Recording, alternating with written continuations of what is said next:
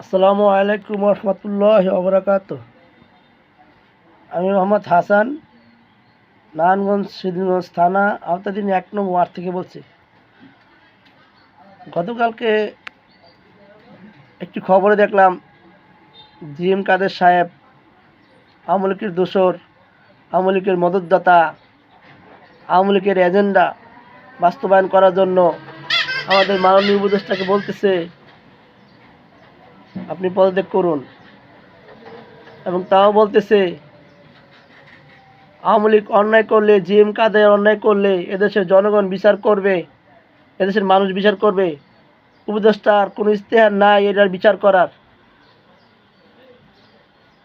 GM কাদের সাহেব, আপনি কি ভুলে গেছেন সে পাকিস্তান থেকে আসে নাই, সে ভারত থেকে আসে নাই, সে অস্ট্রেলিয়া থেকে আসে না, সে আমার বাংলাদেশের নাগরিক। ডক্টর ইউনূস এদেশের সম্পদ, সারা পৃথিবীর সম্পদ।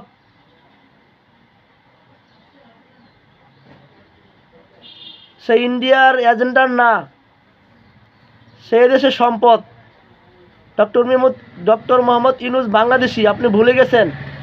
কেন ভুলে গেছেন জানেন? আপনি ভারত থেকে এসেছেন, ভারতের দূষণ হয়ে কাজ করতে চাচ্ছেন।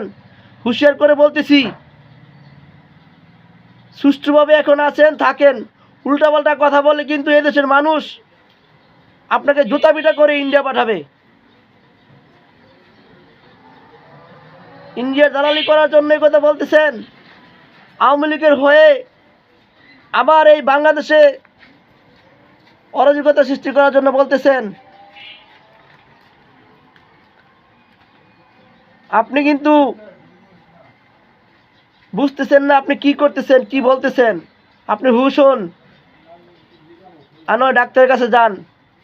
উল্টাপাল্লা বকলে পাগলা করতে পাঠাবো, তা না হলে এমন আন্দোলন করব জাতীয় পার্টি আওয়ামী লীগের মতো ইন্ডিয়া গিয়ে মামুর বাড়ি পালাবে।